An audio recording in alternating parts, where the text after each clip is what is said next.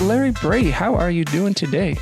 I'm doing fine. We'll find out here in another hour. So. I know. So a funny thing is, you have been on the list of people I wanted to get on. I've last year when I kind of started it, I was like, hey, I seen some signs and I heard your name, and I heard you got a bunch of stories, and then I also tried to contact your son, Sean Brady, because the people from Silk Road, Jason and Tia, I think they're friends, and I think Tia was saying, hey, you should get also Sean on. So yeah, and luckily, like Jim VCDC, thanks a lot. They got you on, so I'm actually excited. But I was talking a little bit with another person, and they were telling me, so you're not originally from South Dakota, right? No, I'm not originally from South Dakota. How'd you get here? I was born in Canada. Oh. I was born in Montreal, Canada. My folks moved down to right outside of New York City when I was in third grade. My dad's brother had a tire store in New York City, and he needed my dad to go down and help him in the tire store. Very successful tire store. They had the police contract, and they had most of the private taxi cabs in New York City back in the 50s, which was tremendous business. But we moved to New York, and I lived there until I went into service. And when I went into service, that's also when I became a citizen of the United States. Oh, okay. When I got into the service. When I got out of the service, my discharge station was in Rapid City, South Dakota. They have there's an Air Force base out there. And that was the station that I was discharged at. I was around most of the country in different bases, in different Army and Air Force bases. The organization I was with in the military was the Office of Special Investigation. It was like the FBI of the military. And so I was all of my stations were no uniforms. We didn't wear uniforms. Nobody knew what rank we were. We just went in and investigated whatever we had to investigate. Whoa. And so anyway, when I got out of the service, I got out in Rapid City at Ellsworth was my discharge station. At that time, South Dakota had a provision that if you were discharged in the state of South Dakota from the military, you could go to school here at state rates. And at the state rates, believe it or not, at that time, Jose, was $16 a credit hour. So I came to school out here, and it cost me $182 a semester. Whoa, to go to college. That was in 1968. I got my bachelor's in 71. I went to work for Hormel Meat Company out of Austin, Minnesota for a little while. And they sent me to Pittsburgh. And I had told them when I went to work for them, the only thing I ask you is do not send me to the East Coast. Oh, I don't want to go back to the East Coast. I fell in love with South Dakota when I came out here, and I fell in love with Vermillion when I graduated. And so I quit when they sent me to Pittsburgh. I said, you got to give me I was making $800 a month. I said, you got to give me $1,000 raise or I'm going to quit.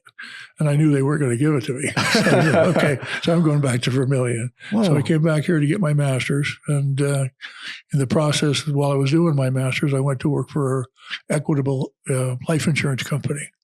And I was very, very fortunate to be successful at that. So I quit the school. And I ended up, one year I was the 11th top agent in America in Vermillion, South Dakota. And I didn't know a soul. I'd open up a phone book and put my finger on it and I'll go talk to that person. Did you? And I just kept on going that way. And then in 1975, I opened my first business. It was the Taco John's. I opened the Taco John's here in Vermillion, which is actually now the oldest restaurant in Vermillion. I'm trying to turn this off. No worries. No worries. And it's the oldest restaurant in Vermillion right now. And I had the Dairy Queen, and I had a number of other restaurants. I had a chicken place, a hamburger place. I had a steakhouse downtown Vermillion here that failed miserably, but that's okay. You got to try it. If you don't try it, it isn't going to work. Exactly. You got to try everything. And then I started developing real estate and buying apartments and building strip malls. And that's what I still do now. Is that what you always wanted to do? I didn't have any idea what I wanted. I still don't. I'm 80 years old. I still don't want to know what I'm going to do when I grow up. So I just know it's not going to be playing golf. I don't say it because even right now, I don't even know. So I just turned 30, And I'm like, so Larry, this is just me. You know, my job's fine. Do I hate it? I don't hate it. Do I love it? I don't love it. For me, it's just a job, but it's fine. It pays the bills. It's fine. Benefits, it's fine. But I want to do other stuff. That's why, for example, it's been fun. It's been very fun. And then there's other things, you know, another thing like my wife, she's smart. She's way smarter than me. She's an accountant. They always are. Finding insurance sucks. Lucky for y'all, I partnered up with Farm Bureau Financial Services. Need auto insurance? They got you. Need home insurance? Why not? You can bundle up and save a little bit because right now every dollar counts. They also do life, health, farm insurance. And if you have a bit of extra cash laying around, their financial services might help you out. Give John Cole a call and see what he can do for you. And tell him I sent you there. Links are in the description. Call 605-624-3011. Yeah. Well, I would be lost without her. But she's great, like with budgeting and this and that and this. But her passion is cooking. Sometimes we'll do that on the side, like making. Like a few years ago, we were in downtown making like tacos on the street. Or sometimes we'll hit the brewery, make some tamales. And lately, I'm like, you know what? We gotta try some stuff. But it's because before, I thought, oh man, once you're like out of this is what I thought. I thought, oh, if you go, for example, go to college, and then right after college, you get your job making like 100, 200,000. And apparently that's not how it works. So, but I'm learning. So Well, you find something you like. If you keep on messing with stuff until you find something you really love. Unless you know what you like now, and then you go after it. And if it works, then it works great. And if it doesn't work in 2 years, get out. Sure. The biggest, the biggest, I think, I'm not trying to say with the word, not the impact, but the biggest advice that I can give people going into business nowadays, especially, retail type business, cooking, restaurants, any type of business like that. If you're in it 2 years and you're not making money, get out. Oh, okay. Get out, because it isn't going to work. It's not going to work after 3 years. Just if it doesn't work in 2, it isn't going to work in 3, and it's not going to work in 4. So take your lumps, take your loss, and move on. Get out. I have had a couple of businesses I can think of here in Vermillion that I probably shouldn't mention that had owed me a lot of money because they rented from me and they were going broke. And I finally went and talked to the 2 girls running it, and I said, why don't you guys go bankrupt? Well, we owe you $14,000. And I said, so what? It's business. It's not personal. You guys are going to mortgage your homes. You're going to get fighting with your husband or your in this case husband.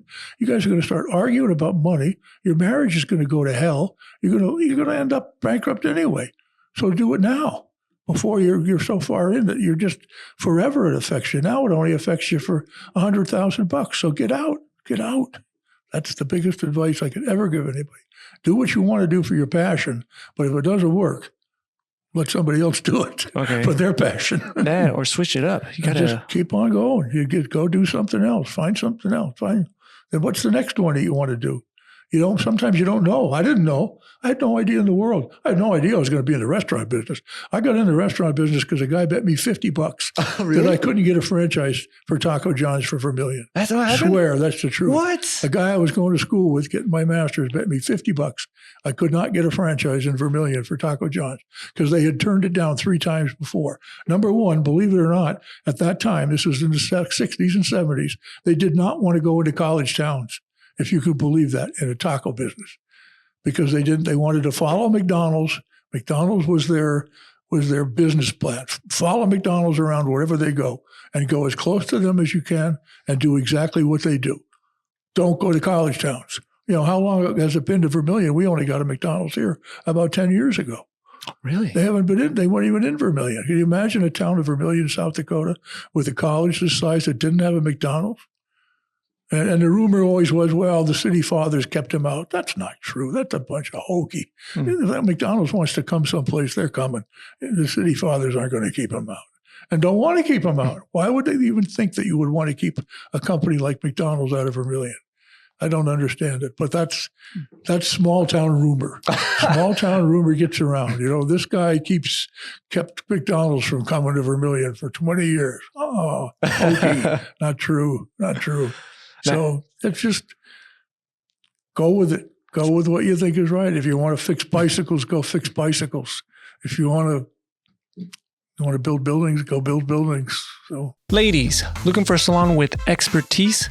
Go check out Wynie Maze. Becky and her crew are amazing. They give amazing hairstyles, spa treatments, and it's not just for the women. Guys, you can go there too. Just look at the reviews and you'll see that they are loved in this community. Tell them Jose sent you there. Go check them out on Main Street in downtown Vermillion. See, now, because of I heard that Taco Bell might be coming in, but like all these like taco places or Mexican restaurants that are popping up now, because before people were like, oh, we need more restaurants. Now there's more, like some restaurants are coming in. Now I'll check like on Facebook. They're like, oh man, another taco place. Oh, another this. I'm like, well, you guys want it or not? Yeah. But also, it's also supply and demand. If, a lot of people, let's say the Mexican restaurants, there's a lot of people going to them. So there's the demand. I mean, if you don't want to, if you want other places, you need the demand. Because like, for example, if a Perkins or something wanted to come in, they have to have the demand. Sure, people could be like, oh yeah, I want a Perkins, I want this and that. Yeah, but are you going to go there every day to have enough, flow for that? Yeah, I think that's how I'm thinking, right? And those guys have some pretty good statistics. I mean, they look at sales tax, what the sales taxes are paid in the county, what the sales taxes are paid in the city. Is it going to support a Perkins or a frying pan? I mean, everybody knows we need a breakfast place in town. Just not that there's anything wrong with what's here. Very good, in fact. But just to sit down, frying pan, $10 for eggs and bacon and toast and drink coffee and shoot the breeze and leave. Mm-hmm. It's not here. We don't have one. Mm-hmm. Don't have one in town. Italian restaurant just closed up. We don't have an Italian restaurant in Vermillion. None. There's not one in town. So what do you do? Other than pizza places, Yeah. I don't count those as Italian restaurants. They're just pizza places. Mm-hmm. And do we have plenty of them? I don't know. Do we need a Little Caesars? Whoa. Pretty cheap pizza. College town, cheap pizza. Well, yeah, you got to let maybe he's listening. Yeah, you got to let the market do its thing, because if there is a demand, someone will find the idea. As long as you don't try to prevent it, Yeah. No, but no one's trying to prevent something like that. Nobody's trying to prevent it. There's plenty of places. Everybody can come into town. There's 2 strip malls that just got refinished out there that are both looking for places. Well, one is anyway. Maybe the other one isn't. But I mean, there's always space to go. Oh, yeah. There's always some.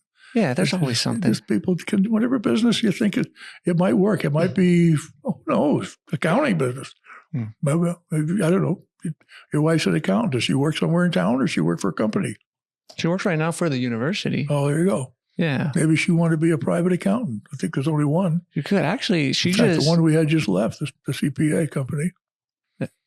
They just closed up. You're throwing ideas at me now. There's only, as far as I know, there's only one other one in town. And that's that Botoff out there on the west side.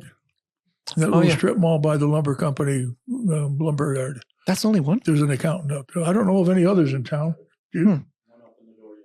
There's another one. All right, there you go. Somebody jumped you. Somebody beat you. Well, I think one thing, like if my wife did want to do something, I think the advantage that she probably had would be she's bilingual. So if there was like a Hispanic population, that's work. Not quite here yet. But so maybe she should be in the construction business. I can tell you right now that if you're in the construction business, you better be able to speak Spanish. Yep. No, because that's true. You're going to be dealing with many Spanish-speaking contractors. And that actually worked. So over there back in Texas, so my dad's an electrician, and now he's worked for the same company I think after I was born, like maybe a year or two. And now he's what do you call it? I think he calls it a project manager. He does something. Yeah. Okay. Works for a big company? Yeah, now it is. Okay. Yeah. And tell him to quit and move here. We need an electrician. I told him that. And you know what he told me? Because he will not tell me how much he makes, but he said this. He said, nah, then I have to take a pay cut. Like, no, he wouldn't. He would not take a pay cut. Yeah, but I think he started making a little bit more after I moved here. So now, they're doing their stuff and this and that. But he says one advantage he has is Spanish, because he speaks it fluently, English and Spanish, perfect, and he can communicate. So, and I don't know if there's too many people in the trades up here yet in this part of the country. And when I say the trades, carpentry, electrician, plumber. I don't think there's that much Spanish speaking yet, but there certainly will be, because as it stands right now, the Spanish population are pretty much the only people that really want to work. Yeah. Nobody else wants to work. I've worn glasses and I've worn contacts. That's why you guys need to see Prairie Eye Clinic. They offer only the best for their patients. What makes them different is that they go above and beyond. From your general eye exam, glaucoma management, cataracts, LASIK referrals, and more. Also, they got the new Ideal Contacts that's exclusive to Prairie Eye Clinic, delivering the best care at a more affordable cost. And I got a question for you, Larry. And I've talked to different people on the podcast about it too. So with like, I promise I won't go too much into politics unless you want to, but I won't go too much. I like it though. Like people say, oh, for example, they're all like in the trades. Like for example, I'll talk about like Hispanic population. They're like, oh man, there's too many, they're taking my jobs and this and that. But also if you're like the business owner, let's say, okay, I could pay this guy $20 an hour. But you or the employer is saying, well, no, give me like 25 or 30. I'm like, I can't do that. But then someone else, like for example, let's someone from like, I don't know, a different country comes and they're like, I could do it for 20, I could do it for 15, this and that. Well, there you go. Like that's the free. That's right. That's exactly right. As long as they're legal. True. Yeah. As long as they're legal, because I know I was involved with some property down in Florida, in southwestern Florida, down in Siesta Key, a little island off the coast of Sarasota. And every morning at a couple of the gas stations, there was always a large group of mostly Hispanic people that would be picked up to do day jobs. Mm-hmm. Now, what they were getting paid, I'm sure wasn't $20 an hour. They were doing, but it was mostly below the trades. It was landscaping, a lot of landscaping in southern Florida. Everybody wants their lawn to look beautiful, and they don't get a winter, so it's going to be all year long. And roofing and sheetrocking and painting, that type of businesses were day work. The contractors would pick people up. I'm sure they were paying them cash. Yeah. But there's that market. That market is there. And if it's going to be filled, if there's always somebody going to fill the market. Yeah. Basically everybody out there working to prostitute. It just depends, right? True. It just depends. So nowadays, Larry, why do you think there's not like a lot of people that don't want to work? Or they're like, oh man, well, it's because they're not paying me this much and this much. I feel like it's a lot of younger people. But I don't know. How was it? That's an excuse. That's an excuse. That's all it is. It's just people that even haven't it just seems like a lot of younger people just do not want to, unless they're sitting behind a desk and making $40 an hour. Mm-hmm. They don't think it's beyond them. Walmart's paying $21 an hour right now to go to work. And a hell of a future if you want to stay with them. They'll pay for your school. They'll pay for everything down the road. So why wouldn't anybody do it? Because for some reason, somebody has convinced them over the last 20 years of their life that it's below them to do that. I bet the garbage man in this town makes $300,000. Mm. So what? He's slinging garbage, but he's good at it. And he's going to Sanibel Island every winter and spending 2 or 3 weeks over down there goofing off and fishing and having a good time. But there you go. Yeah. I think it's people's pride. They're like, for example, because I've heard that before. It's like, I don't want to sling burgers and this and that. Oh no, what do you mean I'm going to be in construction? Well, do you want to work? Do you want to make money? This and that. It don't matter as long as you're working, doing this. There's a pride involved in it too, and getting up in the morning and dressing properly and going to work and doing something that has value, that adds value to everything else, and then you get your rewards from it. You get it's pleasing to come home at night and say, I did this. So it doesn't matter what you do. You banging nails. I pounded 200 nails. Okay, that's a good deal. Well, there's nothing. I've been working since I was 12 years old. I was caddying and carrying golf bags when I was 12 years old, and you had to be 14 to go to work there. I was big, and my brother was big, and my mom would drop us off at 6:30 in the morning at the golf course in our old 49 Plymouth and pick us up at 3 in the afternoon when we got done. And I was making more money than my father. I was making $40 a day carrying golf bags in 1956. Dang. Figure that out. $40 a day, cash. Whoa. That's right. Yeah. You sound like just like it's a long time. So my wife, she started working same thing when she was 12. It was back when she was still in Mexico, and she would work. They would sell tacos. I guess that's where their passion comes from. That she was also working at. She says she would work 12-hour days and this and that. So now that now she's here working at USD, and she's been hearing not just like in South Dakota, but all over like America. She was saying, man, why do people complain? You guys work, she said, hey, it's eight hours. That's great. Exactly. Hey, you guys get benefits. She says, there's no benefits or retirement or this and that. She said, it's great. It's this and that. And she's also working inside and this. But I think what she always talks about is budgeting. She says here, there's so many people that spend money and they have debt. Might be a different way of living, because over there where she's from, there's not really like debt. It's more like a survival thing. If there's no food, you got to figure out, all this stuff. Here, you got people, there are people that, let's say they are struggling, but they also have the brand new iPhone, or this young guy has he got the BMW. He's paying $70,000 for this or what that. And I'm like, whoa, that's a lot. This episode is brought to you by 5-Star Barbershop. Are y'all guys looking for a place to get a haircut? I recommend 5-Star Barbershop. They're the #1 barbershop in the southeast region of South Dakota. From haircuts, beards, eyebrows, shampoo, you name it. They also offer discounts for students and athletes. I will add their link so you can make an appointment, because they get very, very busy. Now let's get back to it.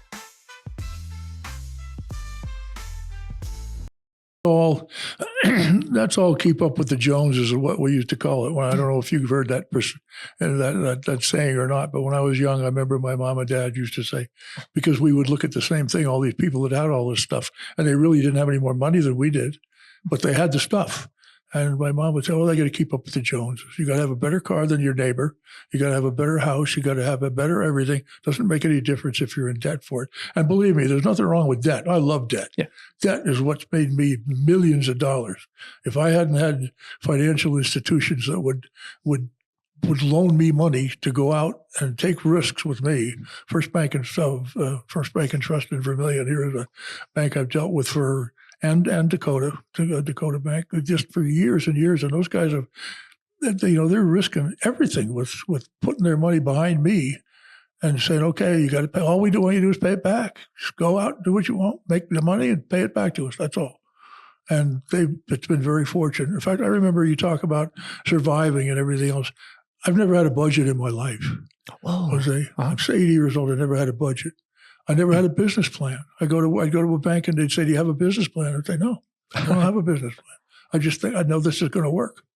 And sometimes it didn't work. I got to get out. But I never had a business plan. I just, okay, it'll work. If they get to work, I do it. And I was fortunate. They said, well, everything's worked for you before, so go ahead. What the hell? It's working. I remember when my son went to work for me, he was about 12. My son, I was divorced, and he came to live with me. And he was going to go to work, and I owned a bar at the time. And I said, you got to clean up the parking lot. And that's your job. I'm going to pay you, but you got to clean up the parking lot. Well, why do I have to pick up the parking lot? You own a place. I said, but before you own a place, you got to know how to clean up the parking lot, and you got to know how to clean a sewer, and you got to know how to clean a toilet. You don't walk in and own the place. You got to learn the grubs before you learn the rest of it. And he couldn't understand it. How come I have to clean the parking lot? You own the place. And my friends see me out here. That's right. So you know what I used to do? I used to take old beer cans and stuff, or I'd plant like a $5 bill in the parking lot underneath something. So when he picked up the beer can, there's a $5 bill there. And he'd come in and squeal, look, I found a $5 bill in the parking lot. I said, well, there you go. Motivation. All you got to do is clean the parking lot. There's diamonds in that parking lot, just like there is everywhere else. And just clean up the parking lot. And that was it. That's how he got started. That's how he started. And now he does pretty well. He does pretty well. And I think it's the whole thing is, I don't know, maybe it's just the values that the parents give him. Maybe the parents have been so used to earning so much money, and maybe it's their parents' maybe it's grandparents. I don't know. It's just something seems to have gotten lost on the way down, that you got to do the nasty stuff before you do the good stuff. You got to do anything. And like I said, I never had a budget. My wife my first wife Well, she'd always complain because I'd go buy a gun or something. I didn't have any money. I was in the service making $130 a month, and I'd go buy an $800 gun, and I'd bring it in the house. She'd, where would you get the money for that? I said, I don't know. I'll find it. I'll go get another job. I'll go 10 bars someplace at some bar downtown when I'm not working. But I'll make it. I never worried about it. I just said, I'm going to go make it. I just have to go find something else to do something else. There's 168 hours in a week. And if you're going to sleep 8 hours a night, that's what? That's 8 times 7, 56 hours. You still got another 60 hours left. You could do 2 jobs in 60 hours. Yeah. Or at least 1.5 if you felt like it. Yeah. 2 40-hour weeks if you didn't sleep 8 hours. Why not? Get 2 jobs. What do you do when you go home? You get off work at 5 o'clock and go home and eat dinner and watch TV till 10 and go to sleep? That's 4 hours you smoked. Another word. You blew off 4 hours of your life every single day. And then all day Saturday and all day Sunday, you do nothing. What do you find another job? If you want something, you go get it. You go find a way to do it. Shovel snow. We've got a hell of a winter coming up here.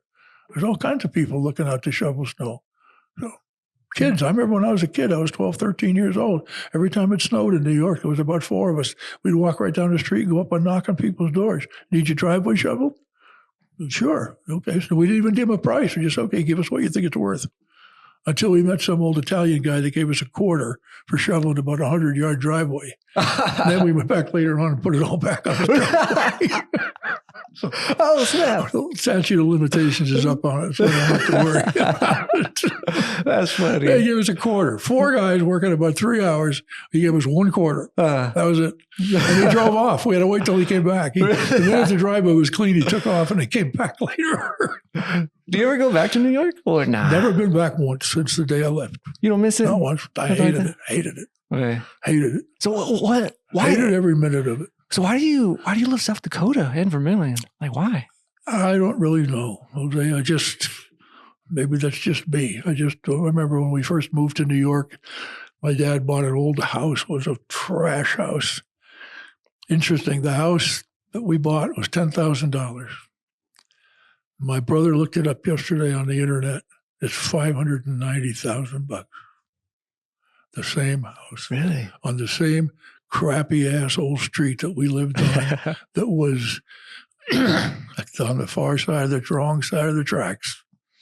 It was a trashy neighborhood. It was a nice neighborhood when we were there, but then it got real trashy, and $590,000 for a $10,000 house. Damn. But I remember moving in.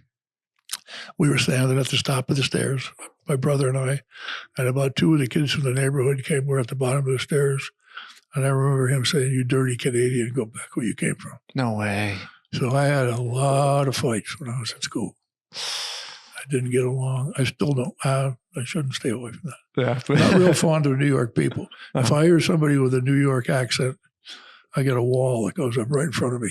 Right now, the second I hear the second I hear it out of their mouth, the wall goes up. And I get over it if they're good people, but you walk down the street in New York and somebody said, when I first came out here, it was interesting when I was in Rapid City and people would say hello to you. And I used to grab my wallet because you don't say hello to people. You don't say hello in New York. You don't say anything. You keep your eyes ahead and you look down. I remember going back to New York one time when my wife and I went back when I was in the service. And I'd go in New York City and I'd say hello to the taxi drivers. And man, you'd see their windows would go up in 2 seconds. Nobody even look at you. They're like, this guy's nuts, man. Saying hello to somebody. You don't say hello in New York. You keep your head going straight ahead. Keep your eyes down and don't look aside. Somebody's going to look at you and they're going to say, what do you want? What do you want? Why are you looking at me like that? It's super similar. Just total different out here. It's totally different. Yeah, when we came up here too, a lot of people were just saying hi, and I thought it was a little strange because I'm from a city in Dallas-Fort Worth. I'm like, why are they saying hi? Yeah. But apparently everyone's friendly here, which is cool. Everybody's friendly here. Do you ever break down on the interstate in Fort Worth and have somebody pull up behind you and say, "Can I help you?" No, they pull up and take your wheels. That's all. It just doesn't. It's different. It's different. And here's the one. I had my wife's husband who passed away in 2015 was a good friend of mine. He was brought up in Vermillion, and he said there's 2 things about Vermillion that everybody should know. When you're brought up here, you hate it. You hate the small town. You hate the fact that everybody knows what you're doing. You hate everything about Vermillion, and you can't wait to get out of here. And when you're 50 years old, you can't wait to get back. That's Vermillion. Mm-hmm. It's home. That's it. Wow. You have to come back. Uh-huh. So, yeah, there you have it. I love it here. And it's super strange, Larry, because when I was talking, like how I kind of got here. First of all, when they say, oh, yeah, it's in South Dakota University, Vermillion, I'm like, first of all, where's South Dakota at? I don't know what that is. I didn't know. I was getting confused with South Carolina. We drove up here, a bunch of corn and this and that. And then I saw the town. And I'm like, man, it's it. It's very small. Yeah. And I love it here. I get involved. The people, everyone's so nice, friendly. I had like one bad, you already know who that guy is, but everyone else has been so, it feels like it's an actual community. Yeah. And it's like family, especially like, if you're involved in a church or in a group organization, it's simple nice. Answer. They stop behind you and see if they can help you instead of taking your wheels. Yeah. That's it. The same story you're talking about. When I was in service, when I got out through my basic training, everybody in the group that I was in, there was about 50 of us, of course, going through basic training. And everybody's getting their orders to go places. These guys are going to go for Air Force mechanic, and this guy's going for whatever he's going to do. He's going to be a cook, and this guy's going somewhere else and somewhere else. And I didn't get any orders. I'm sitting there with nothing. I got nothing, no place to go. And pretty soon, I'm the only guy left in the barracks, me, by myself, in this room that 50 people were living in 2 weeks ago. So I'm looking around trying to find out. I go down to the headquarters office. I don't have any orders. I don't know what I'm supposed to do. And they said, well, we don't know what you're supposed to do. So just report to civil engineering in the morning and pick up cigarette butts or something. They'll tell you what to do. They'll send you out to pick up garbage or something. I said, okay. So anyway, I did that for a few days, and I didn't like it. So I decided nobody knows I'm here. I can do what I want. Nobody knows I'm on this base at Lackland Air Force Base. So I started going to the officers' restaurant for breakfast in my civilian clothes. Nobody knew it. I mean, I had one stripe, not even one stripe. I just got out of basic. So all of a sudden, I just started going there. Nobody was bothering me. I never got orders. So it was about a month later, and finally I get my orders, and I'm going to go to work for headquarters. First of all, when I went into service, they always ask you, where do you want to go? Stupid question. Where would you like to go? They don't care where you want to go. They care less. It's just like to smooth it over so you don't feel so much agita in your stomach. So I said, well, I'd maybe like to go to Plattsburgh, New York. They had an Air Force base up there. It was close to Montreal, where my family was, and I could get there up on a weekend. And they said, okay, well, where's the second place you'd like to go? I said, well, California sounds nice. It's warm. And so they said, okay. So they wrote that down. And anyway, I get my orders coming in. And I look at it, and it says, Headquarters, United States Air Force, Norton Air Force Base, California, Office of Special Investigation. So I go, oh, cool, I'm going to California. So I call all my friends in New York, tell them, hey, I'm going to California. Oh, that's great. It's nice and warm out there. And so I go down to get my travel stuff, my pay and my stuff for getting traveling. And I look at my orders, and the guy says, oh, you're going to Ellsworth. I said, no, I'm going to Norton, California, headquarters. He's going to Norton. He said, no, you're going to Ellsworth. I said, what the hell is Ellsworth? He said, well, it's in South Dakota. I said, where the hell is South Dakota? I'm from New York. The Mississippi River, nothing exists west of the Mississippi. I said, where the hell is South Dakota? And the guy says, I don't know. I think there's a big mountain out there or something. And that was it. I started calling all my friends back.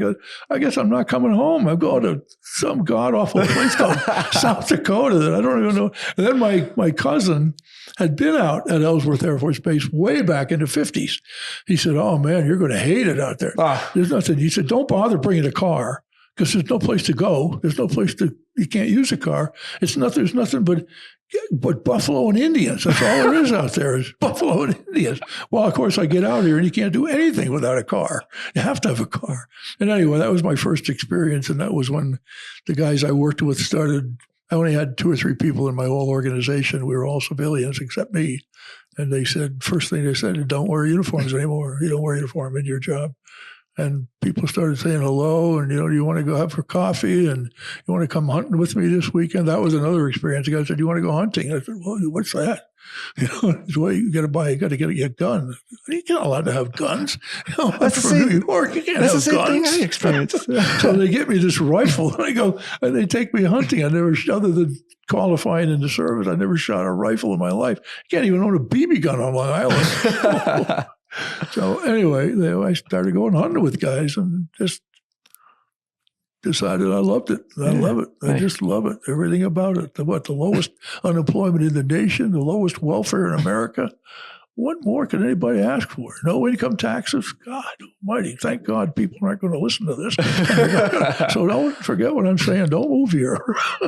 Do you think South Dakota will grow? Like how, Sioux Falls right now? I've heard it's I don't think it will. I hope not. Yeah. I hope it doesn't change too much. I mean, we could use growth. Everybody can use growth, but there's not.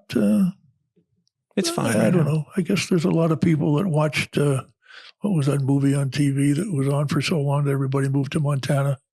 Oh, Yellowstone. Well, I guess if they'd have made the movie in Mitchell, they'd be moving to Mitchell. Everybody wants to come to the country. Yeah. The old Green Acres thing, I guess. Oh, hey, Larry, I do got a question. I think this would be the first time I ever asked someone like that. Like, what was it? Did you ever get that moment where you're making like a shit ton of money? You're like, oh, snap. I got a lot of money. I never made a shit ton of money.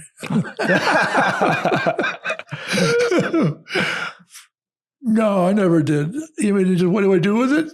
Yeah. I just pour it back into something else. Okay. Just dumping it back in. That's all. I mean, look at me. Do I look like I pick a shitload of money? I buy my shirts from Temu. They're $7. Well, funny thing too, like when I came here to start working at USD, my thought was like professors. I thought because I get my news from the internet and movies, I was like, oh man, these professors, they're probably making millions of dollars and this and that. And no, a bunch of them, well, they tell me too, they're like, oh yeah, we're broke, man, with our labs and this and that, and they're driving whatever. I'm like, oh, they're just normal people. They're normal people, and they got mortgages. And they're paying 7 or 8% for their car loans so they can have a better car than they really need to get around. Keeping up with the Joneses. I drive a 2016 Cadillac which was my wife's, and a 1997 F-150. And it still runs? So it runs absolutely fantastic. Yeah. It's a great car, truck. Hey, would you ever get like a Tesla or nah? I bought a Tesla truck, and I turned it in the next day. Oh, wow. They had my son had got a contract. They had the thing when Tesla trucks first came out for $100. You could get it on a list, and his name came up on the list for to get his truck. And it was just about 6 months ago. And he said, I don't want it. I don't want a Tesla truck. And so I said, well, I'll take it. They're kind of cool. They're kind of nice. 130,000, I think it was, or something like that. And I said, okay, I'll take it. So he sent them the money. And then I think you have 48 hours or something to change your mind. Well, I got home that night and started thinking about it. This is stupid, man. I need to put a target on me like I already got a target on me. I don't need this thing. So I called him back the next day and said he doesn't want the Tesla truck. So we got screwed on the $300 we had to pay for the plug-in stuff that we already got. They already sent us, well, you're going to lose the $300. We're going to send you the plug-in stuff. So if there's anybody listening to this podcast that needs an extra charger for their Tesla, please give me a call because I got a brand new one. All right. So no Tesla. No Teslas for me. Not now. Maybe someday. Okay. Yeah. Did you ever test that, like the auto, the self-drive and all that? Or yeah, I think my son bought me a new truck last year, and he bought it. It's a 2024, and it's got 1,100 miles on it. I don't drive it, but it's got the automatic thing goes out of your lane. It's kind of cool. Yeah. Kind of neat. It's not automatic driving, but it keeps you in your lane. So what do you do what do you do in your free time, Larry? Free time? I do exactly what I do in my non-free time. I work. Just always working. That's what I enjoy doing. I do exactly the same thing. No golfing, right? No golf. My wife was a golfer, and I hate it. I never played golf. The first time I played golf with my wife was about 7 years ago. We were only married 4 years, actually. And We were together for 8 years. My wife died in 2011, and her husband died in 15. We got together. She sold me my first house in 1972. She had the franchise here for Century 21 Real Estate. And I tell people I fell in love with her the day she walked up my driveway. And it just took us 50 years to get everybody else out of the way, I guess. So anyhow, I can't remember where the story. Oh, golf. So I went out to Arizona with her, and her husband was right-handed, and I'm left-handed. I'm left-handed too. So but only for golf and baseball. Me too. Everything else I'm right-handed. But, yeah, that's me. Yeah. Oh, snap. That'll kill you or get you going. Anyway, she had his golf clubs, and she said, I want you to play golf with me. So I said, well, I can't use drivers. They're backwards. I can't use irons. They're backwards. So we had a putter, and the putter has flat on both sides. So I played 18 holes, Jose, with a putter. Off the tee, out of the fairway, out of the traps. 2 years later, I bought a $900 set of golf clubs, and I get the same score. No difference. Same exact score. No different. I should have played with the putter forever. There's nothing wrong with it.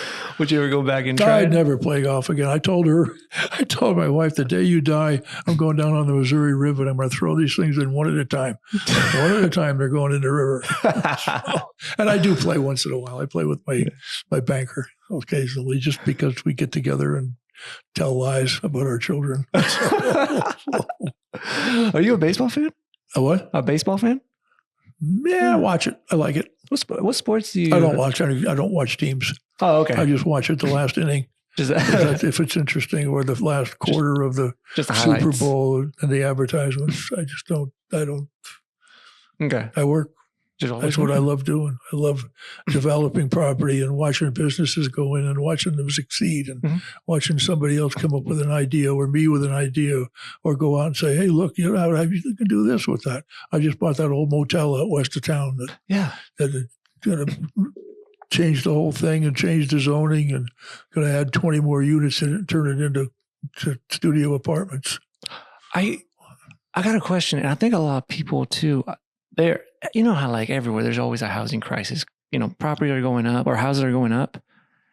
Is there like a solution for that, or just build houses or zoning, or just keep building houses? I guess. And more and more people. I don't know how many people are born and come into the country every year, but they all got to live somewhere. Yeah, population is not going down, and you don't see a whole lot of empty stuff laying around. You know, there's about 3 or 4 things you got to have: food, shelter, clothing. Yeah, that's it. If you can figure out a way to supply one of those, you're going to win.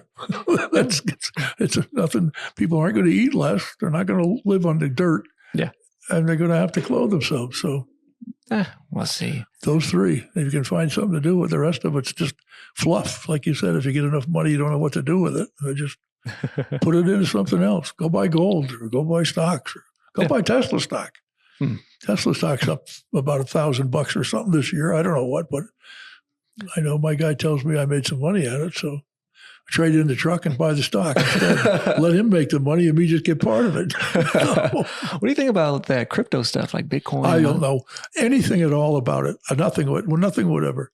You know more about it from what you just asked me. Because I haven't got the foggiest idea what it is at all. My son said he invested in some of it. I've never put a nickel into any of it. I don't know anything about it. Oh, okay. And if I don't know about something, I don't want to invest in it. Okay. I don't want to invest in anything that I don't have some knowledge or go get some knowledge on it. And I really wasn't interested in getting knowledge in crypto. It just seems to me like it's another pyramid that all the guys on the top are going to make a whole shitload of money, and all the people on the bottom are going to get burned.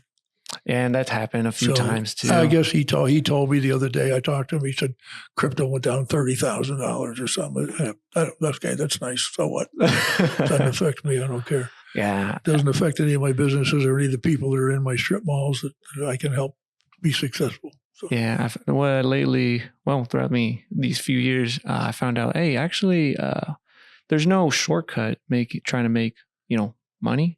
Like, there's no, because you'll see like on the internet, I'm always on the internet. They're like, oh yeah, if you buy my little plan, I'll make you millions of dollars or this and that. I'm like, what? But then you got to pay this. I'm like, this is also scams. I'm going to do that. I'm going to start one. Yeah, you probably I'm going to make you $1 million, and they're going to send me $50, real cheap. Keep it cheap. I must send him a letter that says, go to work, get another job. Serious. There's you want to make $1 million, get another job, and keep putting your money in it and keep doing it. I think There's people that have made millions by coming up with an idea. I'm sure DeBecky, what's his name, the guy that started the heart valve, he probably made $1 million by. I just came up with that name. I know that something to do with the heart clinic in Dallas or someplace. The guy that came up with the heart valve, big valve or something, DeBecky was his name. He probably made $1 million. I'm sure the guy that designed the radial tire made $1 million. I know the guy that invented or discovered antifreeze probably made $1 million. You know where antifreeze was discovered? It was outside one of the battery factories. It was a byproduct of battery production.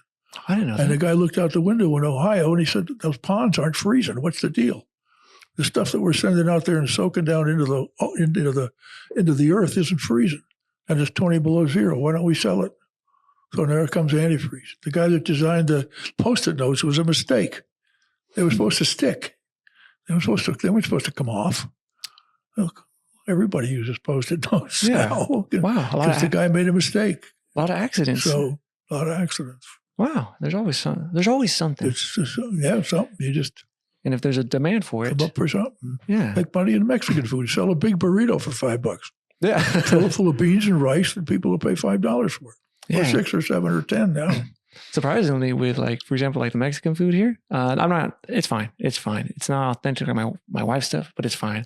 But I always look at the menu and I'm like, man, for me, it's expensive. Well, it's because why would I pay $15 for this if my wife can make it for, for $3? Yeah, well, don't say that too much because I got a few restaurants that rent from me. So no. keep that to yourself and your wife. What you can do at home with it. All right. I always say, people support your local business. Oh, because I was seeing a lot of stuff about support your local businesses, restaurants. Because I posted on Facebook. So where that intersection, it's Princeton and Highway 50. I think they're gonna have a car wash or gas station, something like that. And the thing is about putting a stoplight because there might be more traffic. Oh, now. Out on the bypass. You mean? Yeah. And I posted that saying, oh, they might have this and that. And a lot of people are like, man, this is gonna be dangerous because of the stop sign and this and that. And apparently, I think they were saying that DOT doesn't want to put one. And I think there's gonna be some freak act. There's already been accidents there. Yeah. A friend of mine already had an accident. And I'm trying to bring more awareness to that because someone's gonna die. Is there a lot of accidents on that corner? Yeah, there is a lot. People pulling out from Walmart? Yeah. Yeah. Right there. Yeah, I'm sure. Yeah. Even though they have that merge lane going to the east. Yeah, it's still There's bad. There's no merge lane going west other than center lane. Yeah, it's still bad. A friend of mine, because she lives on that street, she had an accident. Luckily, she was with her son. No one died. There was nothing bad happened. Just their van got totaled. But I was talking to another neighbor because I went to the council meeting just to kind of speak a little bit just about it, saying, hey, we should have a stop sign or something. They listened to you? No, they did. They just said, you're lucky. Yeah. Jose Dominguez was saying that the DOT, they already did. They checked it one time and said that, there's no need for it. Like, what do you mean there's no need for it? But I think they might do another. I don't know. I feel like they got to have a good record where somebody gets killed. Yeah, and I mentioned that. They'll do it. I mentioned that. I said they're gonna put a stoplight when someone dies or someone important dies. Yeah. It's gonna be too late. Hopefully, it doesn't happen with me or my family because I'll probably go apeshit on that stuff. Yeah, you just got to make sure that everybody's paying attention as much. It's so easy in a stop sign, especially in Vermillion, just to stop and go. That's it, because there's never anything coming. Yeah. And out there, they're coming at 55 miles an hour. Yeah. So, yeah, it'll happen for sure. They probably won't do it till somebody dies. Yeah. And true. Yeah. I was going to. And more houses go up. Maybe if more houses go up on the north side of town, on the north of the bypass, then they'll have to start thinking about it. They probably look at traffic flow.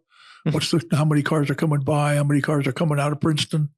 And if they get 4,000 cars, then they say, okay, we've got to have a stoplight. Yeah. I don't know what the number is. I was looking to see, well, how much does it cost? What does the DOT spend or this and that? Apparently, if my stats are right, it costs between $250,000 to $500,000 to put a stoplight I'm like, dang, it costs that much? Well, I wouldn't doubt that. Really? They were digging up all the four corners and everything to see what they got to put the stuff in the ground to change the light instead of having it just change automatically.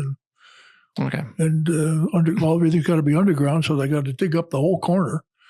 Dang. Concrete's about $3 a square foot right now, putting it in. So you figure they take out 10,000 square feet. That's $30,000 just for digging it out. Just putting concrete back in, not counting all the electronics and everything. So I wouldn't doubt. And remember, it's state, so they're probably paying twice as much as they should. I hear that all the time. I hear that all the time. What about putting like a roundabout?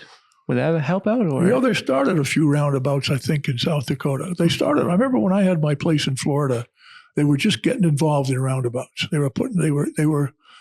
Sarasota, Florida was putting roundabouts in, and they were trying them out. I don't think roundabouts are going to work in America. No. Because Americans are not courteous. They work in Europe because Europeans are courteous. They let you go. Americans, I see on the highway a lot where if you're going to try to pull in, somebody will go faster so you can't pull in. That always happens. They don't do that in Europe. They give you the room to pull in.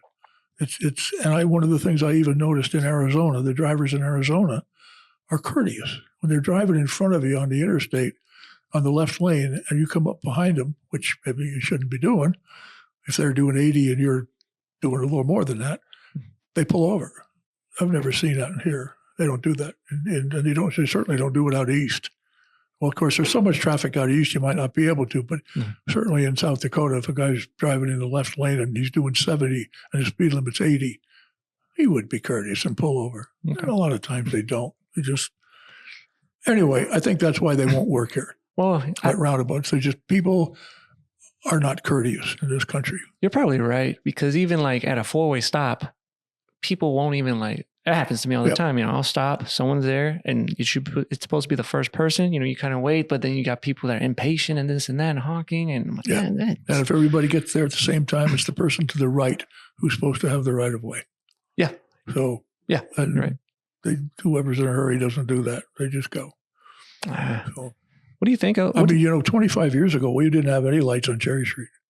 We had one. Really? We had one light on Cherry. Two lights, Dakota and Plum. How was that? There was no lights in between there. And now all of us, it was just when they redid Cherry Street about 10 or 15, 20 years ago, they put all those lights in. And those of us that drive that street say, come on, 4 lights on Cherry Street? It used to take me 1.5 minutes to get down to Jim's office from my office. Now I got 4 lights I got to deal with. 5, including downtown here. So how has it changed Vermillion over the years? Like, from your perspective? Oh, hasn't really changed much. There's more stores. There's more people. There's not really a whole lot more people. There's more people. The university has expanded exponentially in their student population and their buildings.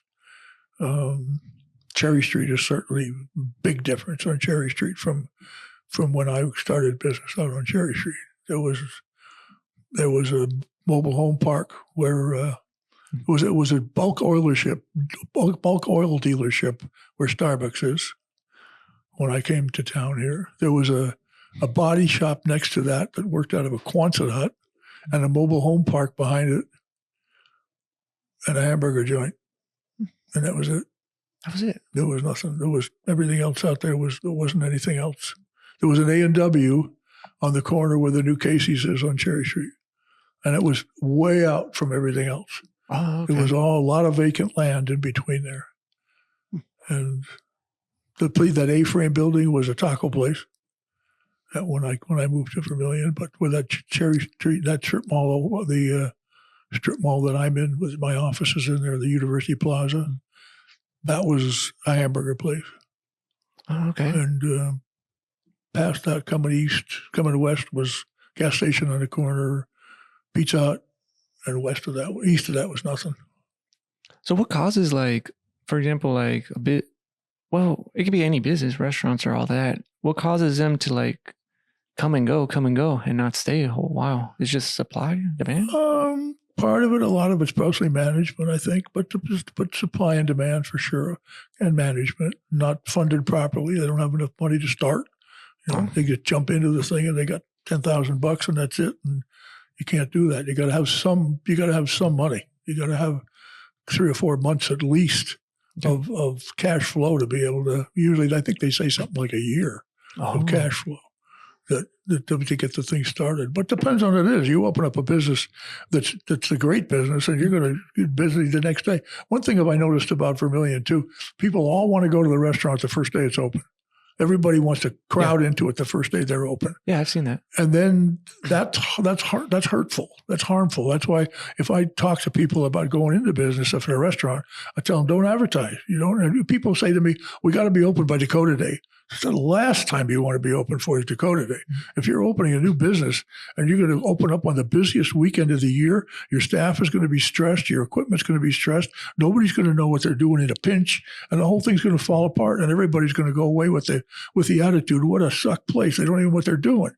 So open up in August when nobody's around and get used to what's going on before the college kids come all back to school, and then you can handle it. I mean, you want to have the first week at least when stuff's going to go wrong. The first day I opened Taco John's, the pop machine broke.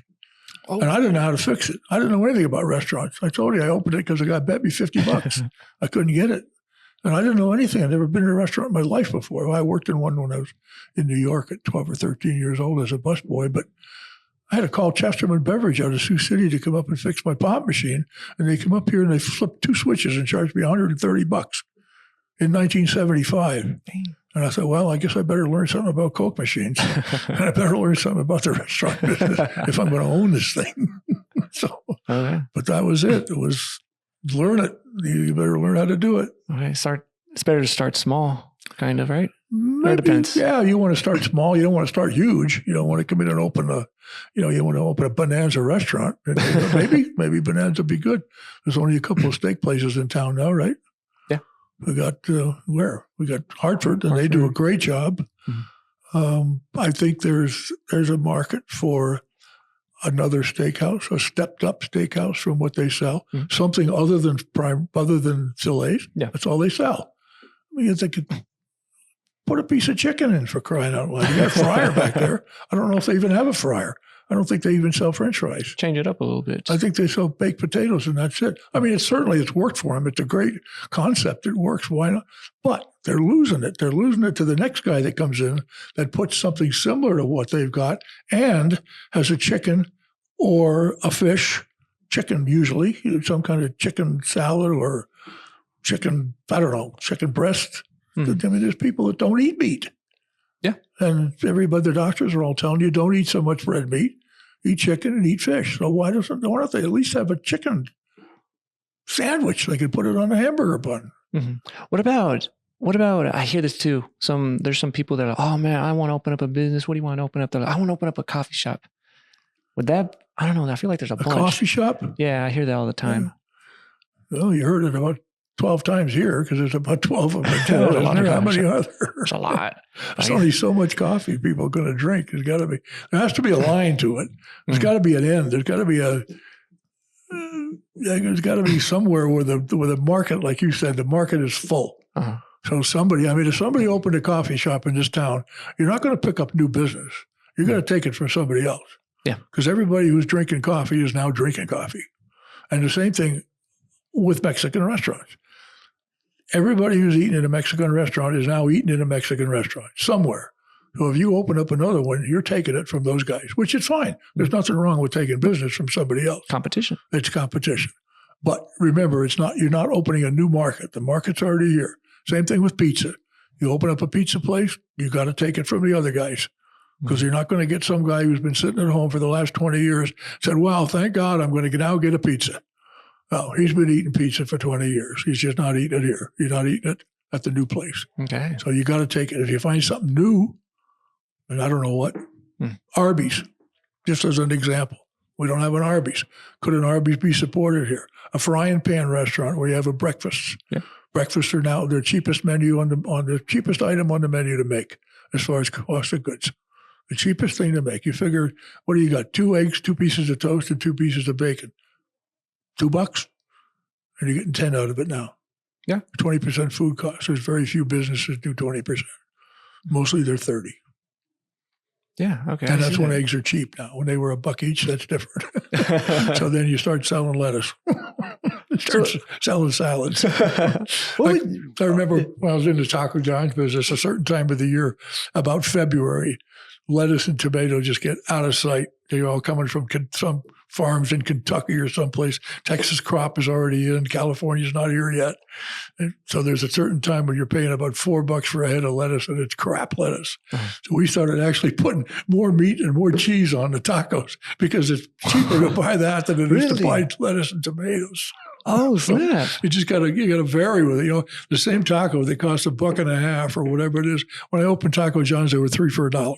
Three tacos for $1.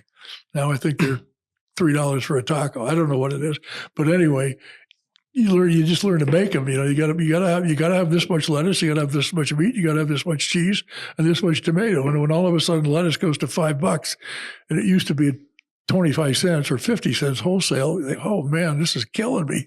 Let's not put so much lettuce on if we can avoid it. Oh man, that's so he's constantly watching what those prices. Well, look at what was it a year or so ago? Eggs were like $6 a dozen. Yeah, they're expensive. How can a place like Frying Pan or what is it, Denny's that's serving a Grand Slam breakfast for $7.50, and there's got 2 eggs on it, and they're paying $1 each for an egg? How can they make money? They can't make money. They just got to bite the bullet for a couple of months, or put more hash browns on and put 1 egg. Say change your menu. Have a 1 egg Grand Slam or something. Yeah. So, man, that's good market for a breakfast place in Vermillion. Right now, I think we got 2, Hy-Vee and McDonald's, Hy-Vee and Brulee. That's it. Yeah, I think there is a market for that. What about like other businesses? Like, for example, I hear this too. They want like, you know, more jobs. Would they bring like more industry around here, or is it a little more difficult? I think Jim and his group are trying as hard as they can to get as much industry type business as we can into this town. From what I remember, maybe 10, 15 years ago, when I was a little bit more involved with the investigation of this type of thing, at least I can tell you this, 30, 40 years ago, industrial businesses did not like college towns. They didn't want to go to work for in college towns, because they might decide all of a sudden that they don't like what you're doing and boycott your business. And you're going to be all these kids walking around in front of your business saying people don't do business with you because you make bullets or something, whatever. Yeah. Anything that would be controversial back in the 70s and 80s, especially 60s and 70s, those type of businesses did not want to go in college towns, because look at what the college kids were doing. They were opposed to the war. So anybody that had anything to do with the Vietnam War, they were walking up and down in front of their businesses saying, don't go to work for these guys. They're providing food for the enemy or food for the soldiers that are shooting these guys. Anything that had to do with controversy, they tried to stay out of college towns. Now, whether that's changed or not, I don't really know. Maybe a lot of these big industrial people are looking at the same thing you and I just talked about. College kids don't want to work. I mean, there's everybody in this town is looking for help, and there's 5,000 college kids up here. Apparently, they don't need money because they're not applying for work. That's what the guy that just closed the Italian restaurant up there told me. He said, the only reason I'm closing is I can't find help. Wow. And I said, well, it's simple. Pay them more. I mean, that's a simple answer. If you're paying $15, pay $20. Charge more for your pizzas and pay them $20 an hour. She said it wouldn't make any difference. Nobody wants to work. Dang, okay. 5,000 college kids in this town, and nobody wants to work. And every restaurant in town is looking for help. You tell me that's not strange. Yeah. Are they probably living off their loans then? If I knew that answer, I could write a book. And I wouldn't have to talk to you or go to work. Tell me, would this be a good business idea? Like, so I don't look at the only experience I got. Let me go back to that a minute too. Sorry. Jose, there's a downside to that, certainly, not having the industry in this town. There's also not a bad side on it. One of the things you look at Vermillion's got a steady growth over the last 50 years of 3 or 4% every single year. I think that might be not true, but it's in that somewhere. It's small, but it's there. Yankton goes 25% one year, and then they go down to 0 for 3 years. Because one of their big business will close down, and they're putting 75, 100 people out of work. So sure, we have a little problem with not having the industry. We have we have Basaba, that's a great company out there, but we don't have the fluctuation. We don't have the volatility that some of these other communities have when everybody goes on strike and there's nothing going on for 6 months or something. So, it depends what you want. Do you want your slow growth of your community, or do you want to bring in a guy making widgets that maybe nobody wants widgets next year? And he brings in and gets $50 million in loans and stuff from the state and federal government to open his business, hires 100 people, and next year, okay, we're sorry, we're done. A meatpacking plant, for example. They come in for 10 years, ruin everything in the community, and then leave. They just close up because they're not getting something free.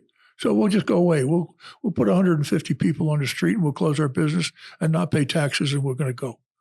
I mean, they hold you hostage when you have some of these big companies like that. I never thought about that. Maybe it's not. It'd be nice to have a Tesla factory here, or a guy making rocket ships or something, or Casio computers, something. But I guess there's a reason why we're here, because it's a small community, small town. That's right. And there's no traffic. Leave it like it is. I'm sorry, I didn't mean to. No worries. Yeah, I never thought about it like that, because I talk about this with my wife too, because sometimes we go back and forth. We're like, because when we for example, when we buy because we can't buy our ingredients here because they don't have it, so we'll hit a Sioux City. And then sometimes man, I wish we had it here, or I wish there was this. We have to go over here. But we come back and it's nice, it's quiet, it's friendly, and we're like, what do we want? Do we want to go back where there was a bunch of traffic? Do we want to go to a place where, you can't really walk? Because also when I came here, it was like around 9:00 p.m.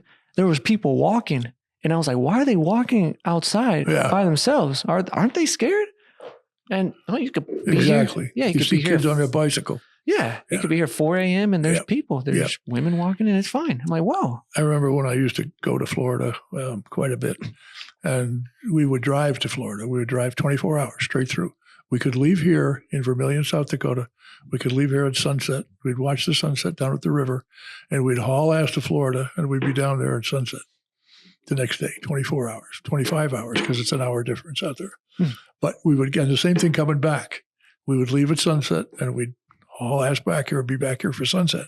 But one of the things that I always remember talking about that was so I guess, enlightening or so friendly, whatever it is, we would leave there driving up through Tampa, driving up through Alabama, driving up through Georgia and every place, and driving through Georgia, through the big cities in Georgia, and all of a sudden we're getting off the interstate at Burbank, and we're coming down Burbank Road, and there's nobody on it, and then we're turning left at little past Wimps and coming down a gravel road, and there's nobody on it, and then we're home watching the sunset, and we didn't see 10 cars in the last half an hour.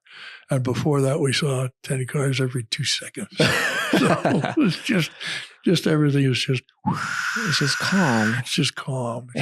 When I used to live down at the Ponderosa, down at the river, and I'd go home from work, the minute I'd turn off on that dirt road, going on the road going down to the Ponderosa, the whole world would just come down. Just before cell phones, so we couldn't, no phone, nobody going to bother me, nothing's going to happen. I made it. Man, made it back to the safety. And you know what, Larry? And I complain about the cold. I'm the first one. I think it's freaking cold. I hate it. It's cold. I hate it. But when it snows, like how we had that snow over the weekend, God damn it, dude, it's so beautiful. It's nice. You don't see that. If you're sitting inside and look out the window, it's beautiful. If you got to go out and shovel it, it sucks. Or plow it at 2:00 in the morning. There you go. I feel that. But we're already at that. We're over an hour already. But okay, well, there you go. Is there any final thoughts? Anything, shadows you want to give out? Any advice? Anything you want? Well, you got everything I knew in my whole life. You already know it. So you just emptied my head. I got to go home and sleep. No, I don't know. I just follow what you want. Follow your dream and try it. Research it a little bit. But don't hold back. Go try it. Mm-hmm. If it doesn't work, get out. Mm-hmm. Get away from it. If it's not working, in 2 years, it won't work. Okay. And always try something else. Try it. Try something else. Sweet. Keep looking all the time. Because you won't know till you're 80 what you want to do the rest of your life. You may not ever know what you want to do. I don't know what I want to do. I just know I don't want to play golf. I know that. Sweet. So, Cool. that's All right. about it. Thanks a lot, Larry. It's been a pleasure.